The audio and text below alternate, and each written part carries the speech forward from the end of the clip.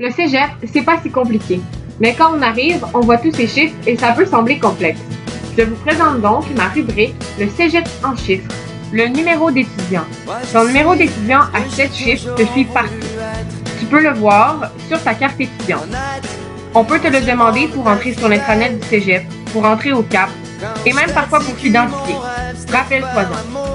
Sur ton plan de cours et ton horaire, tu peux observer que tu as 3 chiffres pour désigner le temps par semaine alloué pour un cours.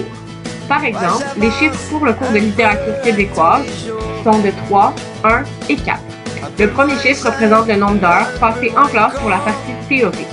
Le deuxième chiffre représente le nombre d'heures passées aussi en classe, mais pour la partie pratique, aussi appelée laboratoire.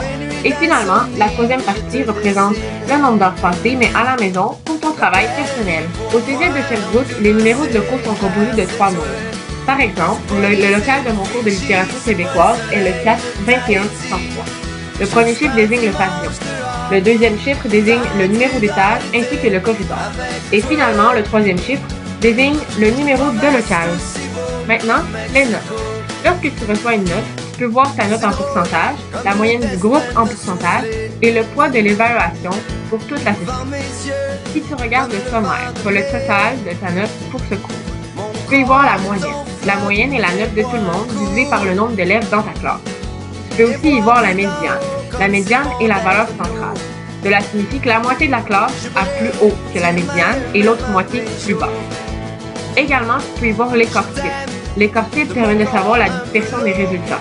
Plus l'écart type est grand, plus les résultats sont éloignés de la moyenne. Pour terminer, je vous présente la cotère. La cotère permet de mesurer la performance des étudiants au niveau collégial.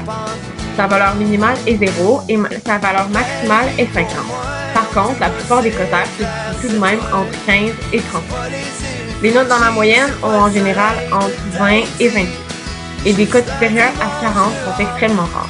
Par contre, il est important de se rappeler que le plus important, c'est de faire des efforts, faire de son mieux et avoir du plaisir. Merci de votre écoute, j'espère que ma rubrique aura été utile. Et pour tous ceux qui rentrent à l'automne au cégep, eh bien, je vous souhaite bonne rentrée.